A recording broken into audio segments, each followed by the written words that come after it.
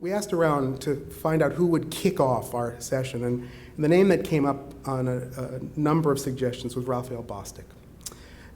Raphael is a member of my friend Barack Obama's administration. He's the assistant secretary. He's my friend because I get emails from the guy, you know, like kind of. And when I don't get emails from him, I'm getting emails from Michelle, so it's like, geez. He is the Assistant Secretary for Policy and Development and Research at the Department of Housing, Urban and Development. And in that role, he's in charge of revitalizing the public policy and development and research evaluation activities at the agency as they fall under the National Academies report. Rebuilding the research capacity at HUD is a document that he helped to write and actually lays the groundwork, a blueprint in our language, for how that process will take place.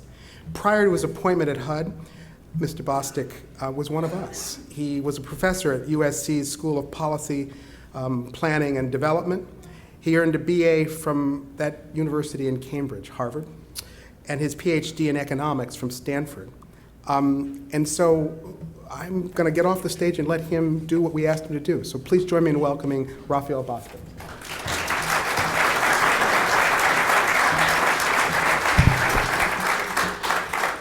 Good morning, everyone.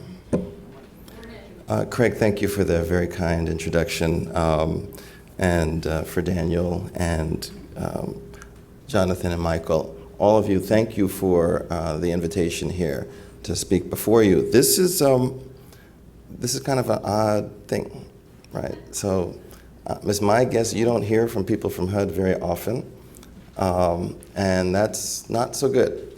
And so when I got the invitation, I was eager to come and talk to you.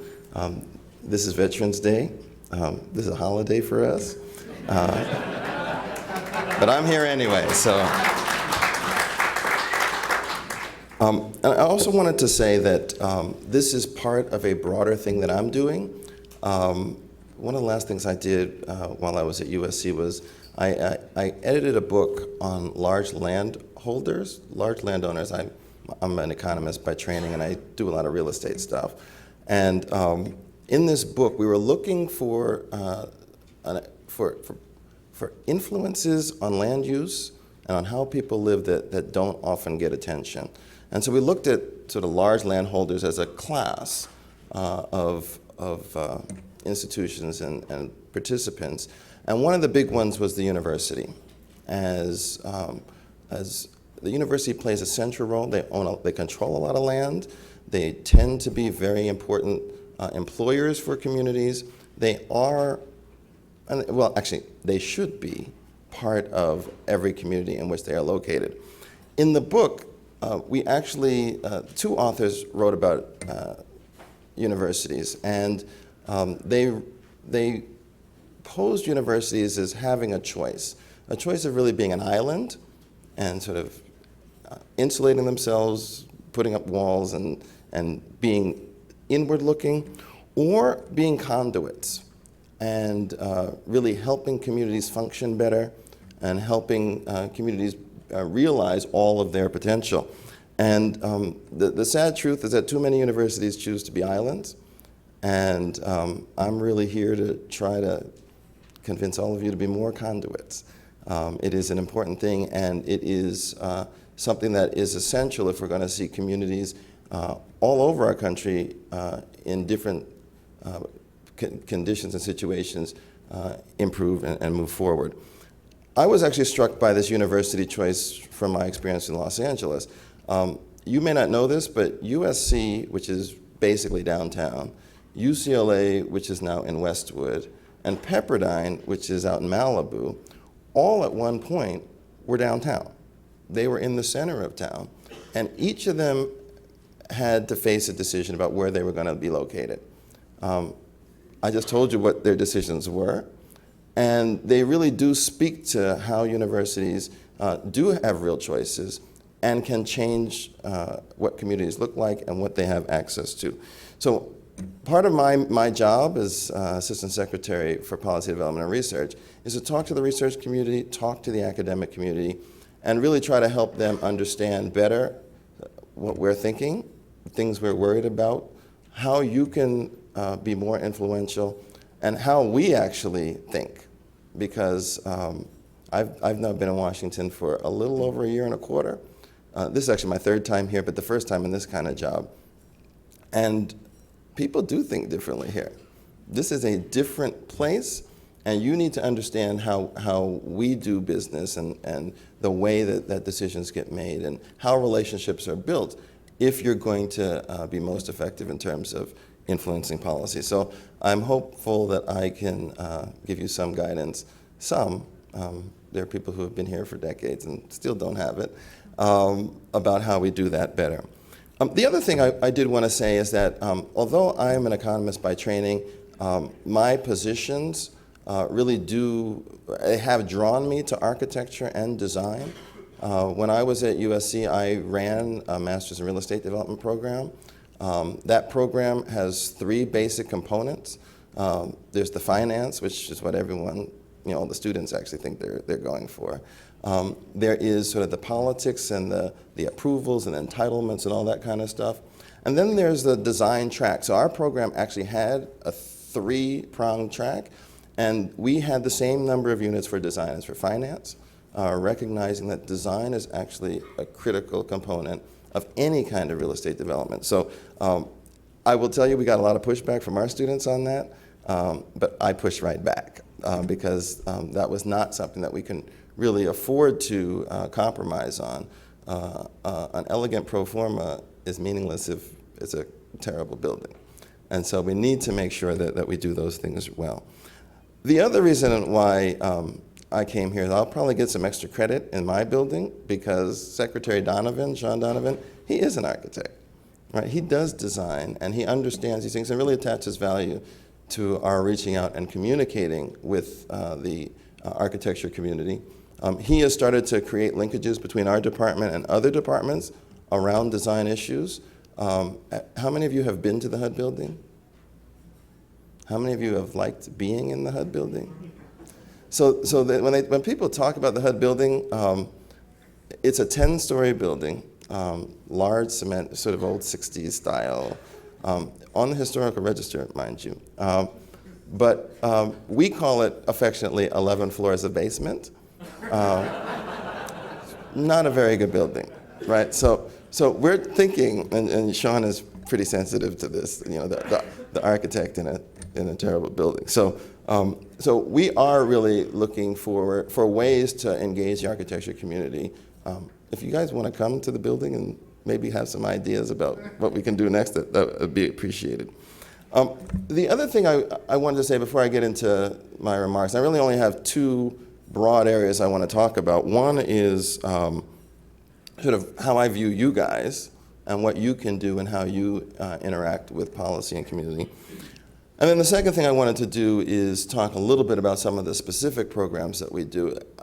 It's always interesting to me. I feel like people in my position often talk too much about programs. I do the laundry list of programs, 16 programs. I was in a presentation 2 days ago, I was on a panel, and the guy before me just, they had so many programs, and I couldn't keep it straight. I don't want to do that. I want to keep it conceptual and try to make sure that you can sort of access sort of the types of things I'm talking about. But before I do that, I did want to say one thing, and it really piggybacks on what Craig was talking about in terms of leadership. I didn't know he was going to say that, but I'm glad that you did, because there really is something that's needed from you, and it is leadership. You are administrators. You guys run programs, and I saw you have the questionnaire. What do we do in our programs? What's required? What do we offer? We should actually do that ourselves. So I'm going to steal that idea. But that really reflects a reward structure that really encourages you to be inward-looking, to think about what do we do, how do we engage, how do we execute the things that we do. I would encourage you to also think about how you might be more outward-looking and reach out and touch communities and have your expertise make a difference in sort of what people live on a day-to-day basis. And in that regard, you can be real leaders and change how people think about their communities, change what they think is possible, and really change broad expectations about how we should live, the structures that we live in, and how we relate to each other in a physical space. There's a tremendous opportunity here, and you are uniquely positioned to have a strong and powerful voice on that. So if nothing else, leave here with that understanding, and my encouragement for you to get up and start screaming out, there is a different way to do it, there's a better way to do it, and we can do this together. So I wanted to just start with that and really try to emphasize the fact that I do think that you collectively as a community have a lot to offer, and we want to facilitate that as much as possible. All right, so I wanted to, as I said, talk about two broad things, some reflections on where I think you guys can weigh in, and some of our programs. I wanted to talk about this in the context of two broad things that the Obama administration has really emphasized as part of how we're doing business differently. The first is really around the emphasis and a focus on evidence, or evidence-based policymaking, and looking for and a highlighting of best practices, and really trying to make sure that knowledge and that information is diffused as broadly as possible through our society. So we definitely want to have engaged dialogue with experts and people who have expertise in their areas, so that we can bring the best, lift it up, and try to spread that around as broadly as possible. The second initiative or broad Obama theme that I wanted to talk about was our emphasis on place-based policymaking. So about a year and a half ago, there was a directive that came out of the White House that was signed by Larry Summers, who runs sort of the economic shop, Valerie Jarrett, who runs basically the policy shop, and Peter Orszag, who runs the budget. And of the three, I'm not even going to say that. But the budget guy is really powerful. Let me just say that. And it was a joint memo, and you never really get joint memos from that combination of people, that demanded and required every agency to think about their policies in the context of how they impact place. And really make the point that all of our investments, all of our programs affect how places operate, affect what they look like, and we should think about the delivery of those programs in that context at some point. For a department like HUD, that's pretty straightforward. Almost all of our money, actually, we don't decide where it gets spent. It goes by formula to a place, and the place decides. So we are very sensitive to the fact that places matter. That's not true for a lot of other departments and agencies. And this change in orientation has been difficult. Some are doing it better than others. But what it has done, it has really brought the notion of space and the notion of relative relationships in space to the fore. And it's forcing people to think about sort of the world in a qualitatively different way, a way that you guys actually think about all the time. And so there is an opportunity in the context of this place-based policymaking for your perspectives, your expertise, your natural impulses to help inform a lot of the policies and how we think about them. You should, even though HUD does it, we're not perfect at it, so we welcome that conversation as well. But there are lots of different areas where there's a lot that's needed, and we will need all of your help on that. And so I wanted to start with those broad themes, just so that you have a sense of sort of the lens through which we're starting to view our policies, our new policies, and how we're going to relate to our partners across the country. And I wanted to that last word is important. I'll actually talk about that a little more in a different context. But we are partners. We don't harbor any illusions that the federal government by itself is going to be able to solve really any problem. We can help, we can facilitate, we can devote some resources, but ultimately we're going to have to work with a lot of other people if we're going to be effective in this. And so, you should view us as a partner. I don't know whether you do or not, but hopefully over time, you will come to view us that way and really see us as a resource to work with, to lift up ideas, and to make change. Okay, so how do I view you guys? I actually think that collectively, you guys have an opportunity to make a lot of change. And I don't usually do this. I'm not really an alliteration person, but it turned out there were 4 Ps that really captured how I think about this. The first P is practice. You guys, your schools are about the practice of architecture and design. And having been in the HUD building, having taught a class in affordable housing, where we have decades of, we'll say, less than attractive design, there is a basic practice element that needs to be incorporated much more into how we think about policy and how we execute it. And for me, and from my perspective as an official at HUD, the key point is that good practice, good design, good architecture shouldn't just be the purview of the wealthy and those with resources, but really needs to be something that everybody has access to. I don't know how to do that. That's where I want to turn to you to help us figure out answers of how we make the best practice broadly accessible to people from all walks of life, so we all get to benefit from that. Just on an aside, and I'll talk a little bit about this initiative a little later, when we talk about sustainability, right?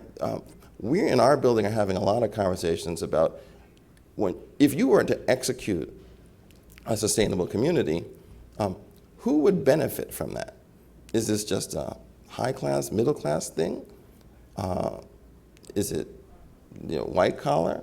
Or are there ways to make sure that these sustainability principles and that these ways of living actually are accessed by everyone? It's a question that I don't think we've seen the sustainability community speak to very much, but it's one that we're going to continue to raise because we can't have a multi-tiered society. We should not have one. And so we need to do all we can to make sure that we have access to all these benefits. The other part of practice is that I could really use some help in identifying best practices. So I was at a conference yesterday. You might think I do some public speaking. And one of the issues that came up was, what's the role of the federal government? What should the federal government actually be doing? I view one of the central roles for the federal government is as an information aggregator and an information disseminator. We have a platform, a bully pulpit, from which we can reach a whole lot more people than just about anybody else. And we should be using that to make sure that good ideas get known. And so for best practice, I'd love to have sort of the handbook that I could put on our website and talk about every time I go somewhere. If you want to do these things, these are the ways you should think about it. Okay, so that's practice. The second P is placement. Your administrators of programs, you have students. Those students have to go somewhere at some point. I have been struck in my job. It's actually one of the first realizations that I had, that I was in big trouble. And the reason I was in big trouble is because this country is incredibly diverse. And it's incredibly diverse in terms of just demographics, in terms of economic realities, but also in terms of capacity.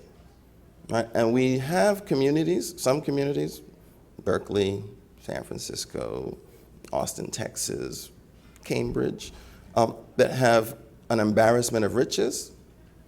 And then we have a whole bunch of other communities, Flint, Michigan, Saginaw, Youngstown, some of the Merced and Fresno, that really don't have any riches. And the reason I thought I was in trouble, or I still think I have some trouble, is that I have one policy approach. I'm the federal government. I have to come up with one program. It has to be uniformly applied, and we've got to find a way to make sure that it can work in places that have radically different capacities. That's hard. It's really hard. And we get yelled at all the time. Your program didn't do this for us. Well, we don't have the luxury of having 14 programs, one for cities in each of 14 different circumstances. So my appeal to you is to try to find ways to get that capacity up everywhere so that we get to some minimum level of capacity across our communities.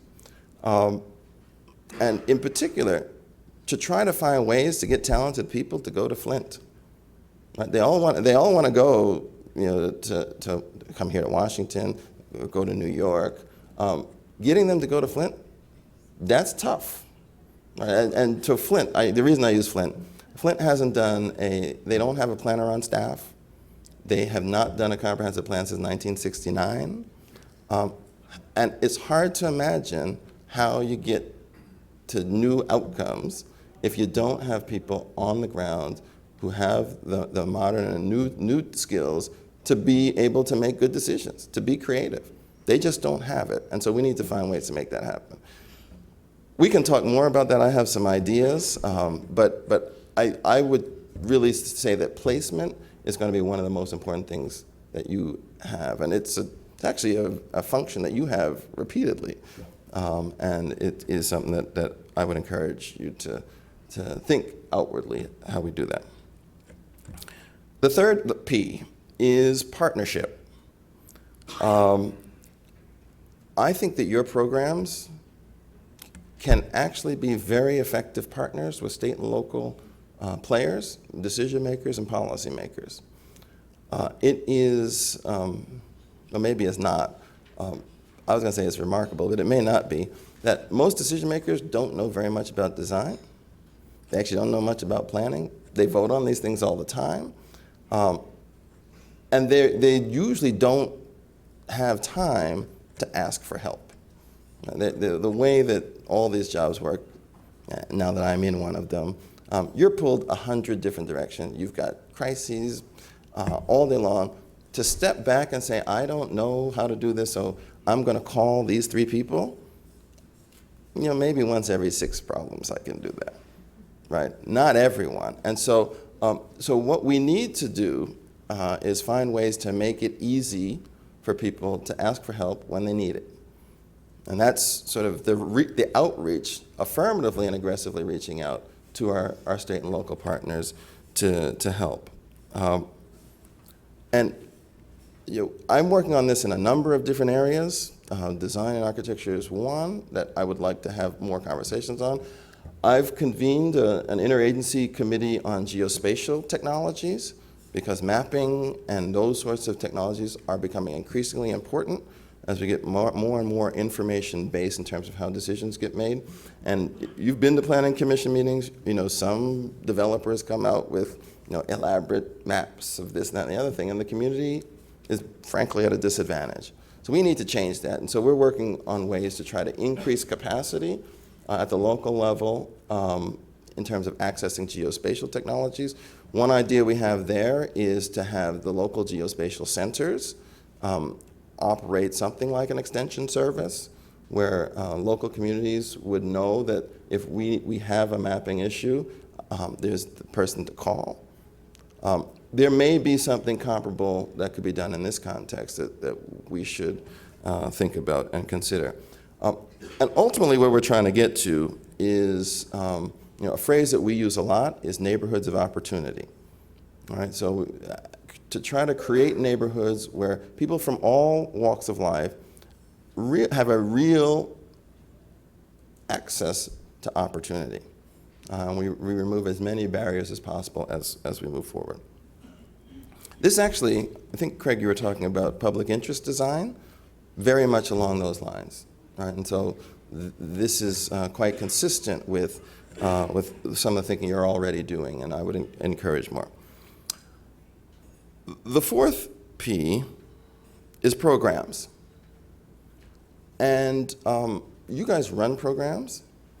What I would ask is, to what extent do you have programs that are neighborhood focused, that are urban focused, that are community focused, and that actually reach to a specific place? Right, so there's a concept about a neighborhood, but then there's the working with a neighborhood. And there are lessons to be learned in both, and I would be happy beyond belief if we really executed both fully and thought hard about how we do that. Working with the neighborhood is hard. Challenges, you have a lot of bringing people up to speed on how we should think about things, but it's possible. And with that kind of engagement, I think that we can get communities to start to expect more of their products and their investments, and that's the first stage to actually getting more. All right, so those are the four Ps. I close with programs because it's a good segue for me to talk about some programs. And I wanted to talk about, I think I have 6 programs written down here. That may seem like a long list. Didn't I just say I was going to do a long list? All right, so I'll talk about two quickly. One, and both of those are mine-specific. They're in the Office of Policy Development and Research. The first is an initiative that I'm trying to get off the ground around building technology and changing how we think about how things get built. You know, what's quality? What are configurations? What are the technologies for construction? And what should buildings look like? Right, so I'm trying to get us off the ground. It's been bumpier than I would have liked, but we're going to get there. And as that happens, you should keep an eye out for those things as well. And I'm trying to get some resources in the budget so we can actually have some money attached to this initiative. The second is a sabbatical program. So my office now has something akin to a scholars in residence program. So if people do, if your faculty have sabbaticals and they're looking for a more intensive linkage with policymakers, I would encourage you to reach out to us. There is information of this on the PD&R website, which is huduser.org. You should just look at it and please let as many people as possible know about this so that we can use that and benefit by that. There are 2 other initiatives or programs that I want to talk about that are HUD specific. I mentioned one before, the Sustainable Communities Initiative. Have you guys heard of this one? I hope so. All right, so we just announced 2 sets of grants. One were regional planning grants, whereby we encourage regions to submit applications for money to help them plan what they need to be in the future and how it works from a sustainable perspective. I think there were dozens of awards across the country. I think you can go to our website, not the HUD user website, the HUD.gov website. There's a funny story about why we have so many websites. But if you go to HUD.gov and track down our sustainable communities, I think there is a listing. Well, there is a listing of the award winners, and I would very much, if those winners are in your communities, reach out to them and engage with them, because there is going to be some intensive planning that goes on, and your expertise should weigh in on that in a significant way. So there's the planning grants, but there are also the Sustainable Communities Challenge grants. This is something that we've never done before, but we've issued grants that basically are in partnership with the Department of Transportation. Now, if you've ever, how many of you have worked in Washington in the government? All right, so a couple people. Having more than one agency do anything is virtually impossible. for cultural reasons, for legal reasons, for political reasons, it is very difficult to blend talents, to combine resources, and to really work together in a collaborative and consolidated way. There are books that need to be written, and I'm sure there a couple have been already, but that we are really trying to do this and have successfully gotten this set of grants out, where the rating teams were joint teams from HUD, DOT, and the EPA, was pretty revolutionary. And we are very excited about the idea that we are trying to incentivize collective and collaborative thinking and planning that goes across particular domains of expertise. It's actually quite important. So you should definitely reach out to that. The other thing, which we haven't gotten to an announcement on, but this is coming as well, is a whole host of questions and encouragement and investment around sustainability at the building or the parcel level. So there really are two levels, and we need to think about, from a building level, structural level, what are the best ways to be sustainable there? So I would advise you to keep an eye out for that, and to the extent possible, help your communities in reaching out for those resources. Another program I wanted to talk about is something that we call Choice Neighborhoods. The Choice Neighborhoods program is basically an urban redevelopment program where we tear down public housing that hasn't worked and that has been a detriment to communities, and we replace them with mixed income communities that have a more walkable element to them, that have more amenities in place, and we try to take a deficit and make it an asset. Right? And so this Choice Neighborhoods initiative is broader than what we've done before. What we used to do was only look at a specific public housing project, you tear that down, and then you put something else in its place. Choice Neighborhoods says, even if you do that well, you still have a lot of chaos around, right? And so a beautiful building in the midst of chaos looks nice, but it doesn't really transform the opportunity set for the people that live in those places.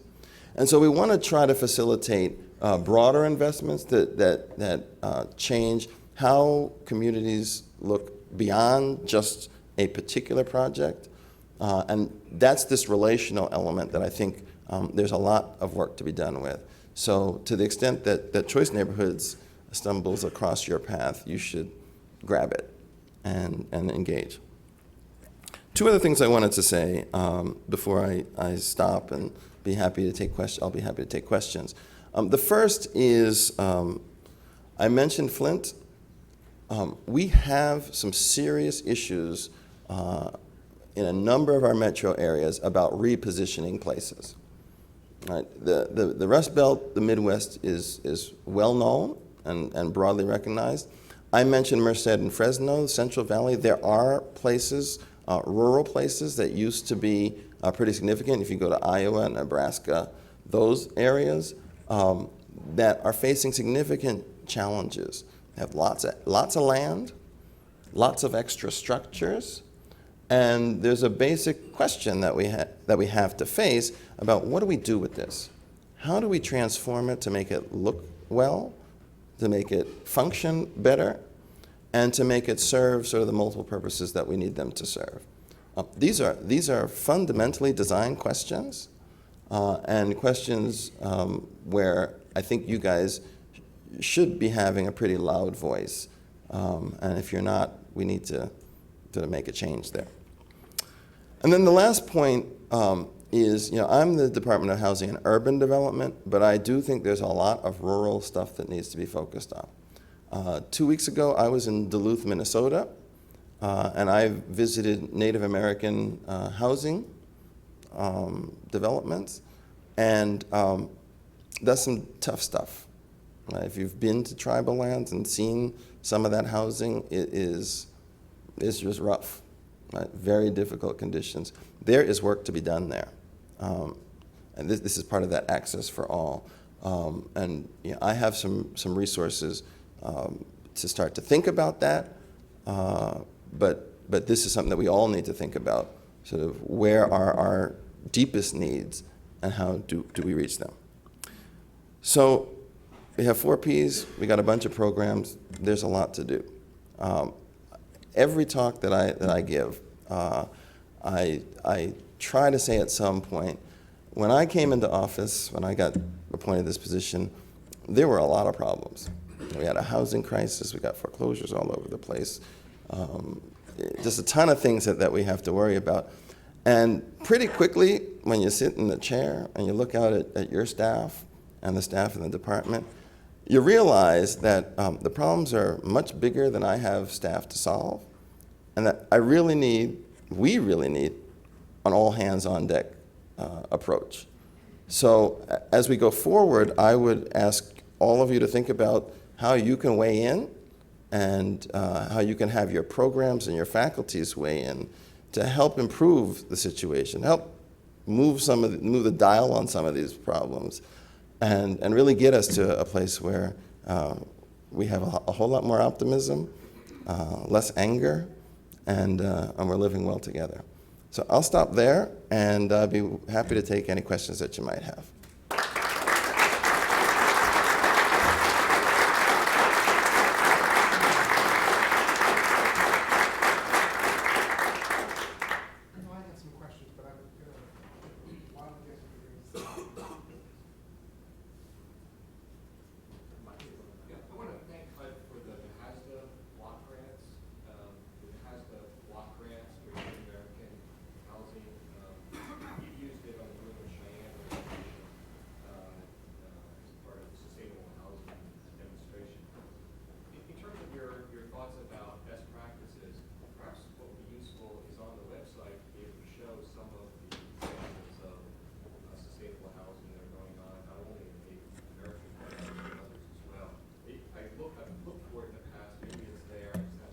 It's not there. It's not there. So, I've been talking for a long time about exactly this. And what I'd love to have on my website is a little corner called Innovation of the Day. And it would just, every day, a different one would pop up. You've seen this on websites where a picture will scroll around. In order to do that, you have to have an innovation for every day, right? You can, so I would ask if you have those best practices to send them in so that we can start to compile that list. This is another one of my things, and we need the list, right? And I feel like there's a lot of information out there that's kind of floating around, and we need to get it in one place so we can at least point people to that. So if you have those, send them in, and we can start to get those innovations out. There's a question in the back.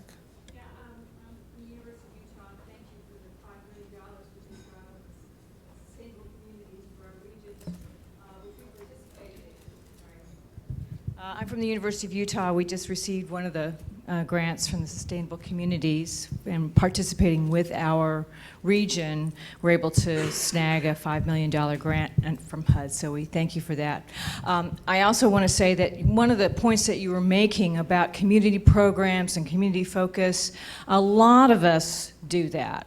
I would say pretty much all of us do that in some way. We have studios, we have people out there working in our local communities on a regular basis. How do you propose that, is there some program we could do where we could sort of collect all of that activity in a place? Because we're doing this, you're asking us to do it, but we're doing it.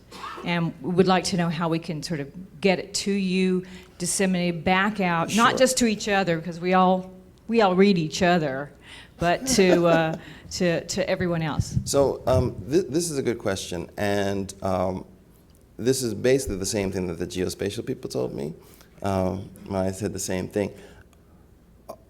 We need to have a conversation about how we do that, and we need to take the time to actually document what we've done, what's mattered, and what hasn't, right? So I know we got people out there doing a whole bunch of stuff, but some of it is better than others. Some of it has been more effective than others. And I would say that a group like this might want to have a session, a half-day session or something, where we think about exactly that. How do we get the knowledge that we have gained through the execution of our programs in a venue, in a format that is accessible to a broader audience, that maybe not technical people, with some guidance as to how you might execute it yourself, absent having all the technical expertise that we have. That's a deep question. It doesn't lend itself to the 10-second answer that I'm basically giving, but it is something that and I'll say this more generally. This is not just an architecture and design issue. The economists are terrible at this. The sociologists are terrible at this. We have collectively a lot more knowledge than the world is actually making decisions based on. And that's our fault. That's an us issue. It's not a world issue.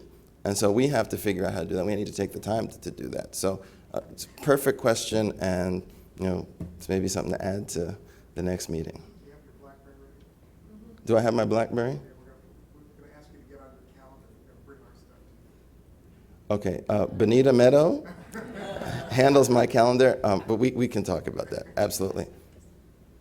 Right here in the front. Yeah, I'm sorry, I just wanted to make a bit of a plug for the project that I'm working on, because I think it may be one of the things that helps bridge this a little bit. It's the archive100.org. One of the things we're trying to do with the ACSA exhibition is to actually collect all this fantastic stuff that's happening in schools, especially community partner projects, and take all the student work and the faculty work and the kind of ambitions of these schools, and bring it into a database. How it then comes out is something that can be used for these kinds of experiences, making that kind of conduit between stuff that's happening out there and things that are. So have her at that session. That's the 10-second. That's the 10-second. Well, if I could just follow that. I just got done reading the Collaborative Practice Award submissions from all of you, from many of your schools. I mean, there's a tremendous amount of work going on already that we've already gathered as part of this awards program. So it's partly just organizing it, making it available through the archive and getting it there. So, and I think if we went back a few years to previous Collaborative Practice Award submissions, there's hundreds and hundreds of community projects. And so just let me just add to that. So the awards things that you guys do, you know about, right? Your product, the professional class will know about that stuff. We need to make sure that it goes beyond just that. I think that's the deeper challenge. So the first step may be already done, but that second step is a big one. And so, but this is very interesting. Yes. Thanks so much for your talk. My name is Katie Swenson. I'm not at a university, actually. I work with Enterprise Community Partners. Sure. And I'm here in part because we've been working to deploy young architects working in community development across the country. We'd like to really learn how to expand that program. We also are, of course, working very closely with affordable housing development and have taken great strides with our Green Communities program to understand a national standard and motivation for green building. We'd like to really take on the design agenda at Enterprise, and we'd like to work very closely with you and all of you to really understand how to define and push best practices of design at the building level and the city and regional level in affordable housing, and work more closely with the developers themselves to kind of incorporate these best practices into their work, take on some of the regulatory barriers and other principles. So just on the developer side, yeah, I talk to a lot of developers. That's what I do. They are, I'm telling you things you already know, inherently skeptical of good design. Right? When they hear the words good design, they think expensive. They think non-economic. They think I'm doing charity. Right? We have got collectively to change what good design means. Good design means well-designed projects that you actually can do and do again and again and again and again, right, to get it to scale. And so I think that is very important. And actually on the sustainability side, This has been one of my biggest frustrations with the sustainability conversation, which is that there's very little talk about the economic feasibility of many of the sustainability elements. Right? People should do it because it's the right thing to do, not because your company will still be around tomorrow if you do it.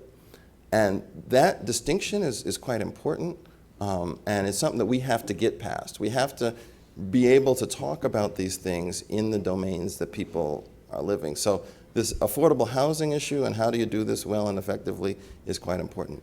The other thing I did want to say in response to listening to you, these sort of partnerships are things that the secretary, my secretary, I say the secretary because it's my department, is very interested in.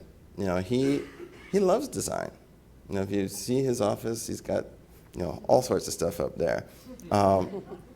And giving him an opportunity to play a leadership role in a conversation about design standards and practices is something that I think he'd be pretty amenable to.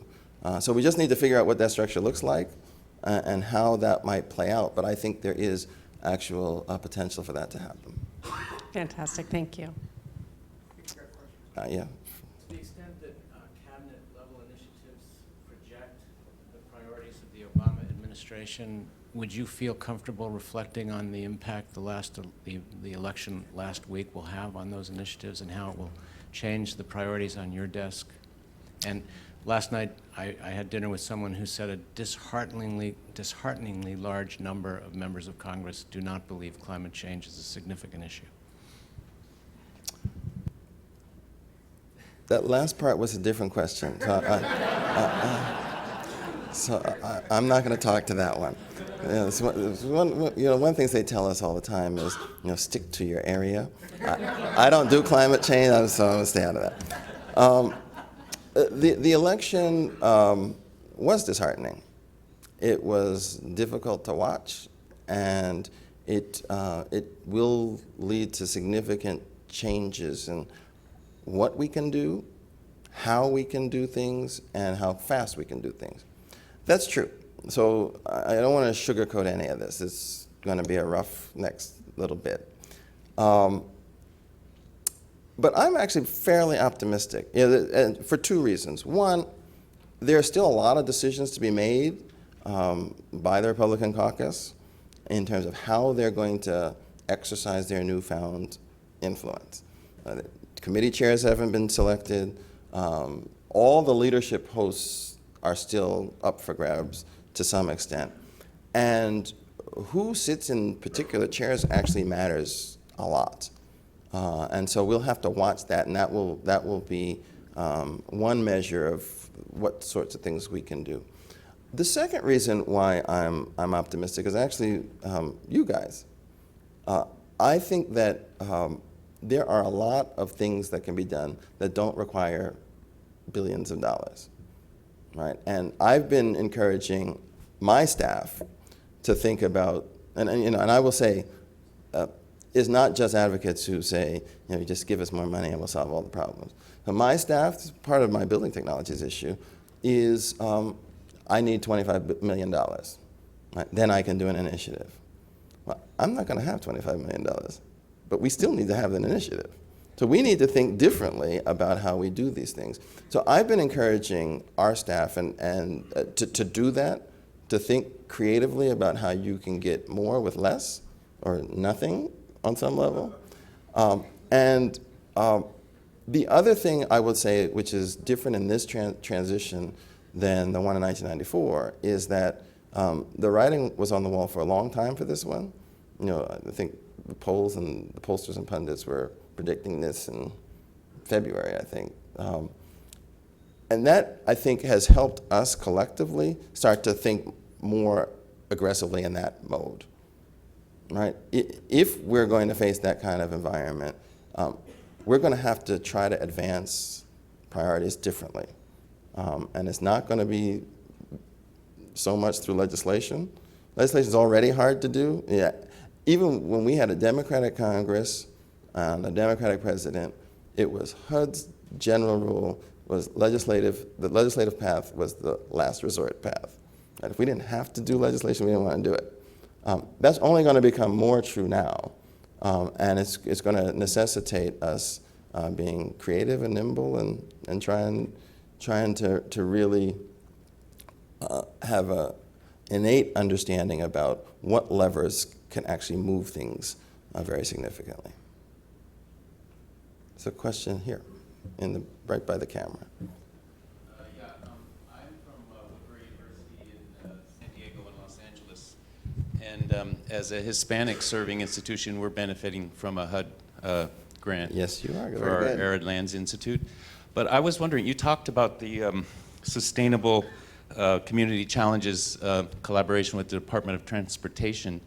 And I was wondering if you'd consider a collaboration with the State Department in contested border areas like Ciudad Juarez and El Paso, or San Diego and Tijuana.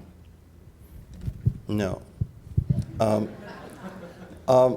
So that's actually an interesting question. This is the first conversation or event I've been at where this issue has even been raised.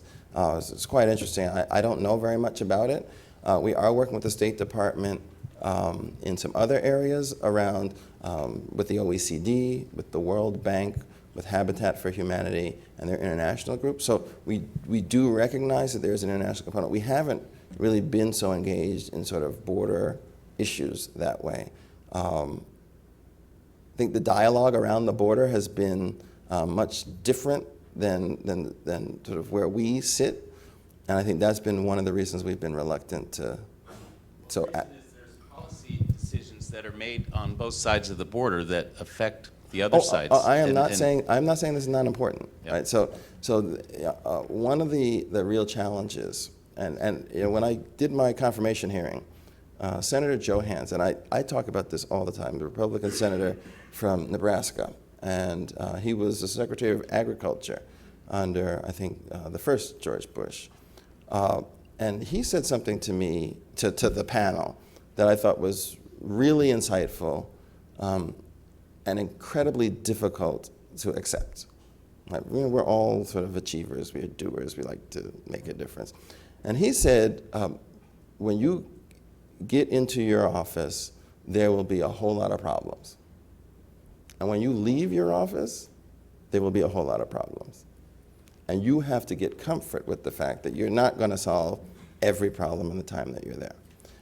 That was a sobering message, you know, because everyone's very ambitious. We have optimism. We're going to make all this change, but that's reality. And I will say, I have never had a more stressful job in my life in terms of the urgency and the challenges and the difficulties that the difficult issues that are presented to me on a moment-to-moment basis, and you know, we're just not able to.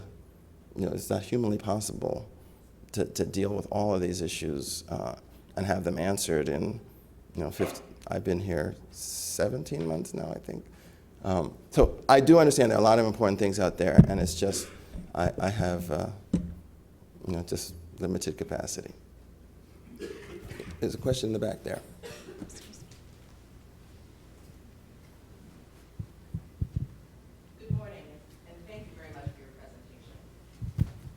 I think I'm also one of those folks who needs to get on your calendar. My name is Brandy Brooks, and I'm director of the Rudy Bruner Award for Urban Excellence.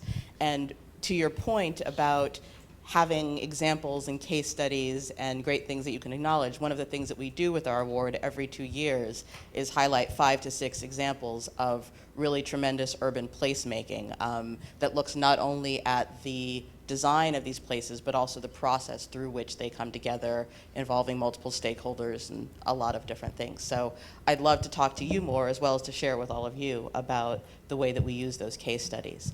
But I'm interested in one of the things that you mentioned earlier about having one federal policy approach that needs to apply to a wide range of communities. And I'm curious as to whether or not that's a mindset that can change, and that HUD can look at having several different kinds of policy approaches that could vary across different communities, or whether when you create your programs, are you looking at that and looking to find ways where they stay flexible enough that they can apply across this wide spectrum? So we try to do it both ways. and I do want to, so let me just say we try to do it both ways. So if you look at a community development block grant program, right, that's a pot of money that goes to a bunch of different communities. We have some list of eligible activities, and the communities can pick. Right, that's one way to have a flexible policy that kind of can reflect the local realities.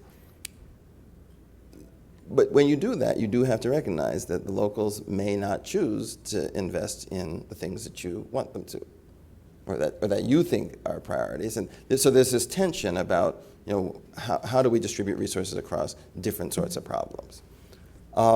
We also will try, for example, in this Sustainable Communities grant, identify what we think is a priority and let communities decide whether they want to participate or not. Right, something that my Deputy Secretary Ron Sims calls playing with the willing. Right, so you can try to play with the unwilling. That usually doesn't get you very far. And so let's play with the willing, demonstrate the case, and then once something works, everybody wants to do it. Right, so that's a different strategy. The one cautionary thing I wanted to just say on this, however, is that HUD doesn't get to decide these things. I mean, as much as we are the executive branch, the Congress has a say in how these programs are designed, what they think eligible activities are, how resources get distributed across the different sorts of activities.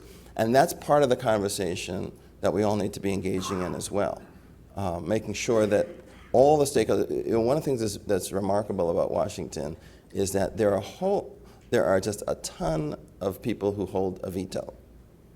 Just a ton.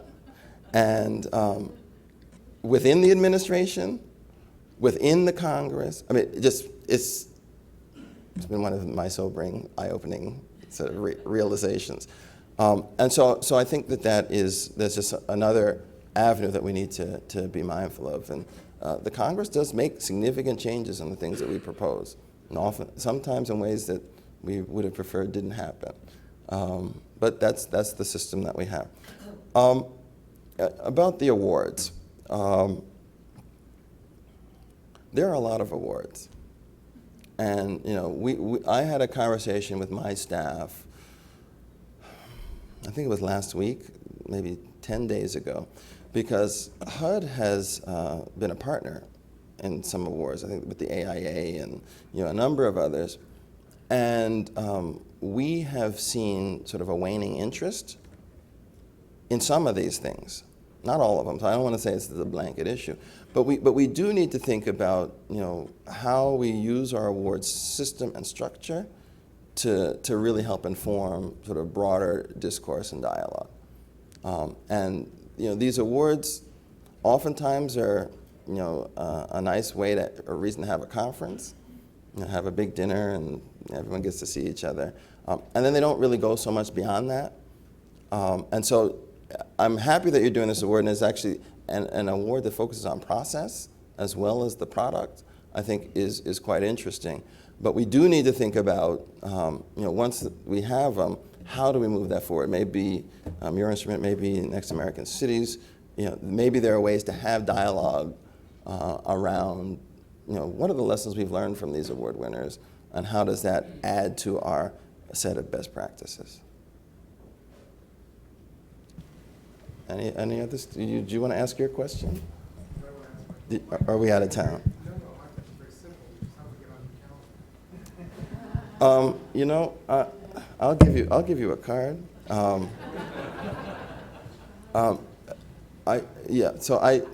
the person who handles my calendar, you do not want me to handle my calendar.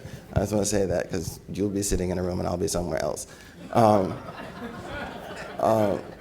The person who handles it, her name is Benita Meadow, and the reason I'm not telling you more than that is because the way HUD does their email addresses is the first name dot middle initial dot last name at HUD.gov, and I think her middle initial is M, but I'm not sure, and so I don't want to send some other Benita Meadow a whole bunch of emails from people. So I'll work with you and make sure you get that information. And I think there's a question in the back.